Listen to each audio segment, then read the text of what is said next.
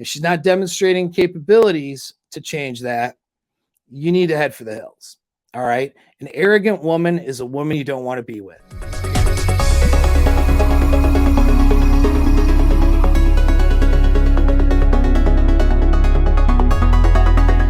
She takes no personal responsibility.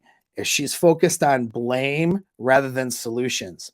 Now, that may be a value that she grew up with and that she's very used to. If she is unwilling to shift or change that, if she's not demonstrating capabilities to change that, you need to head for the hills. All right. An arrogant woman is a woman you don't want to be with, period. All right. Hey, if you're just banging her, you're just in a casual thing, that's fine, because you can drop her off if she gets arrogant. Okay. But that's as far as it should go. All right. And, and so you don't want to, be in a situation with a woman who comes to the table every single time that there's a conflict with an I'm right, you're wrong mindset. Now, you can't be arrogant either. All right. I will say that does go both ways in the sense that when you come to the table with a conflict, you have to be open as a man. Remember LUCA. Okay. LUCA, right? That's my acronym for listen, understand empathetically your perspective, C is for clarity, seek clarity through questions and statements that clarify what her beliefs are and what she's saying, and challenges also her belief paradigms through questions. And then A is action, not necessarily explaining yourself, although explanation may be part of the equation when she's asking for it, but the action plan, what you're going to do. That's what you're doing in these conversations. LUCA, okay? You're not deering, you're not defending, excusing, explaining, rationalizing. You're listening, understanding, seeking clarity, and taking action. All right, so I've said that now several times. So with that, if she's coming to do that, you have to come to a thing with going, okay, yeah, I obviously believe that my way is the right way here, but I'm willing to listen. Maybe I'm going to hear something that's going to alter the framework that on my leadership, I choose to say, you know what? It's a valid point. I hear what you're saying. I hear what the concern is. So we're going to do this. Okay. That's action. All right. And so that's good. That's good communication. All right. And so do that, do that. Come to the table with an openness that you might be wrong, and an openness that even if you are right, maybe there's something that you'll learn from listening to your partner that can help you improve or better the trajectory of the relationship and what you guys are, what direction you guys are going. And so you always want to come to these conversations with that openness, not arrogance. But with that, she has to do the same thing. And female arrogance, unfortunately, is not only biologically driven, but it's socially conditioned. So it's very difficult to meet women that are capable and willing to bag their arrogance, stop being a strong, independent woman, and just be a damn human being, right? And be a woman who's going to be happy in a relationship with a guy that she's attracted to and desires and that she can build with, and come to these conflicts with an openness that maybe her way is not the right way, and that's okay. Maybe she's making mistakes, and that's okay too. And to be willing to take personal responsibility when she does make those mistakes. That is a rare quality. The ability to take personal responsibility is a rare quality for anybody, guy or girl, and it needs to be cherished. All right. So if a woman has that, this should be a precursor for ever getting into an LTR. If you're dealing with a woman who does not demonstrate an ability to say, I'm sorry, the ability to say, hey, you know what? I made a mistake here, or that's not right, or I should have done this different. The ability to take personal responsibility. If she doesn't have that fundamentally, okay, now understand, of course, women are biologically wired to not do that for reasons. So she may resist it.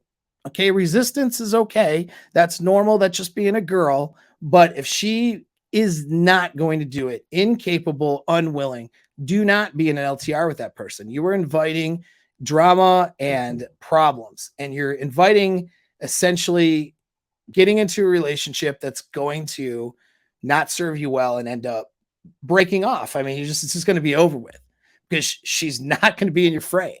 All right. She may start to be in your frame, but when shit gets hard and things get weird, she's going to bail. All right. She's going to be arrogant, and it's your choice is to either concede to her arrogance or she bails, or you have to bail from her because she's so damn arrogant. Like, it's not a good place to be. So if you're dealing with an arrogant woman and struggling with an arrogant woman and coming to my channel and coming to my, like, Paul, how do I get this woman who can't ever admit responsibility or fault? How do I get her to like me? And how do I get her to do that? I can help you a bit, but you may find that she's not capable, and that the answer is that you've tried everything and you need to go. Right. And so that's a major sign of a toxic dynamic is arrogance. Don't ever accept arrogance either. Number 4. So number 4 is that she handles conflict poorly. Oh boy. All right. So conflict management is the make or break of most relationships. Look, let's assume that it's not a transactional relationship and that she's getting into the relationship for genuine desire. So you guys know enough now, if you've been here, all right? You know that you have to, have the genuine desire, and it needs to be her desiring you and seeing you as that dominant apex alpha man that, is the best she can do. We got that part covered, talked about it in a million videos. If she thinks that her ex-boyfriend is better, or the guy, Kevin from sales is someone she could, maybe hook up with and do better sexually or whatever, and she's just with you because you have a good job and good prospects for a future, we know that that's a transactional relationship. Her desire and emotions will never be strong enough to maintain a healthy, good relationship that you would want. So we know that. Okay, that part's the no-brainer. That's basic rational male kind of, what do you call it? You want to call it red pilling 101. That's where you're at. All right. If that's news to you, welcome to the party then. Okay. But so knowing that, though, what's the thing that then destroys it if she does desire you? I mean, so it oftentimes starts there. You get in a relationship, it starts where she has that genuine desire for you. And so you're like, cool, that's the beginning. You're starting off in the right place. And then what happens? Things start to fall apart because when she has a conflict with you, she handles it in the most toxic manner sometimes that you could imagine, which is guaranteed to destroy attraction in a relationship. The death by 1,000 cuts isn't always a guy going, yes, honey, I'll do this for you, that for you, making these concessions until he turns into a total beta. That could be the case, but oftentimes it's not. What he usually is when he's not being a yes, ma'am guy, is either in a conflict. And then in that conflict, her behavior in the conflict destroys the relationship. And then your behavior in the conflict promotes her from destroying the relationship. You basically hand the frame over by getting into an argument or discussion where you find yourself explaining yourself to a woman, and she becomes the judge and jury for what happens next. Not a good place to be. And if that's where you're at in your relationships, you're failing. You are failing. Her attraction is going south for every conflict you get into. Okay. And so these, these toxic dynamics that I talk about, it is pretty, that's one thing. The contribution from the counseling world has been pretty good at identifying is what, the Gottman Institute called the 4 horsemen, which is defensiveness, criticism, contempt, or contemptuous behavior, and stonewalling. And so those 4 things, if every time you're in a conflict, you can't sit down and have a discussion like an adult without her criticizing you, attacking you, getting defensive, not taking responsibility, and then seeing you with contempt when she doesn't get her way in the conflict or outside, right? Seeing you as just lesser of a person and stupid for possibly having the thoughts and feelings you're having. And then, and then stonewalling is there's so many different ways women stonewall. One way, the most common way, is actually not is interrupting you when you talk and talking over you. So refute, because see, stonewalling is preventing a conversation from happening. So when you look it up on the internet to figure out what it is, the usual example you'll get is somebody just being unresponsive in an argument or discussion. They don't listen, they're not responding, they're shutting off. And so they're not allowing for a discussion to happen by unresponsiveness. But that's not the only way stonewalling happens. Cutting you off and not allowing you to communicate and not listening to you, and then trying to manipulate your points and what you're saying on top of it, is another form of stonewalling, because she's not allowing you to communicate. I say allowing you, but she's not accepting your communication, and is instead preventing and blocking that communication through interruptions and through her own thoughts, ideas, and emotions and all that. That's stonewalling. And then, of course, ghosting, or I'm just not going to talk to him, that kind of stuff. Those are other ways of stonewalling. And so, and then another one too, outside of the four, is blame shifting. So women can be experts at shifting the blame. Women are like this a lot of times. It's like a guy who, runs into a sleeping grizzly bear, and he sneaks over to the grizzly bear and just kicks the bear in the face a few times. The bear mauls the guy, and then the guy cries and goes, "Why did the bear maul me? That was unlike, that was the wrong thing to do. Why did he handle it that way? Why did the bear handle his emotions by ripping my face off after I kicked him in the face 3 times?" Like, that's women in an argument in a nutshell when they're blame shifting. They do things, a guy reacts, and then they act the victim for that reaction.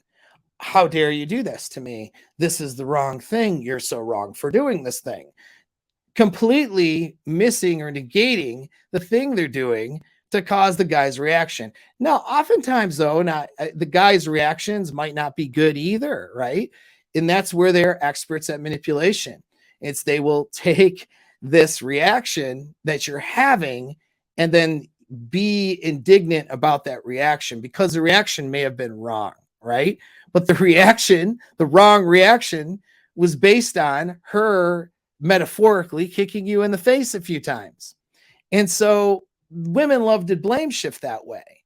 They like to take no responsibility for the kicking in the face that they did, and then focus on the wrong think and wrong reaction that you did. That's a blame shift. And she can't do that. Now, she's going to do that, though. She's going to do that. She's going to do all 4 of the horsemen I mentioned.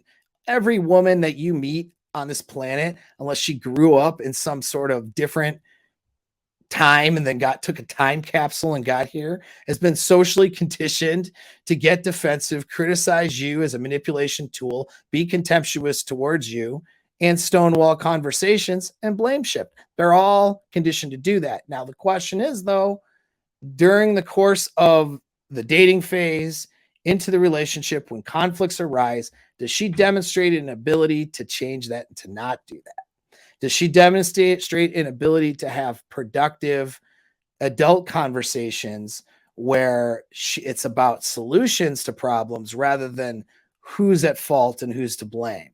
And that's what you need to look at. If you're having these toxic arguments all the time and she's doing these things and you're not able to, and I have a number of techniques on how to hold frame and get out of these patterns, right? And I cover that in my courses. I cover that in other videos. I cover that in one-on-one sessions. But, if she's doing this all the time and you're doing all the right things, you need to consider that you're in a toxic relationship. You need to get out of it. If she's unwilling, if you're doing the right things, which again, back to LUCA, right? Listen, understand, clarify, and then action. If she's not letting you do that and communicate with her because she's doing these toxic patterns, then she has to, give her a few chances to try to fall in line. If she doesn't do it, you have to stop the conversation. It's not a stonewall. It's a delay. It's setting a standard. It's saying, listen, as they call it, a soft next. But basically the message is, hey, I'm not going to have a conversation with you where it's a toxic argument. We can have a conversation like adults and focus on solutions. We're not going to focus on blame and blame shifting and having a toxic argument. And if she's unwilling and incapable to do that, you're dealing with a toxic woman, and if you're accepting that, have been accepting that, you are in a toxic relationship, my friend, and you need to work on getting out of that. All right. So, but I will say those things can be fixable though with some training and time, which is why I have things like the Seduction Frame course, which is why I have couples come to me sometimes, and which is one of the uses for going to a good therapist, which usually counseling and therapy is bad, but that would be one thing that would be good, is to learn better conflict management skills.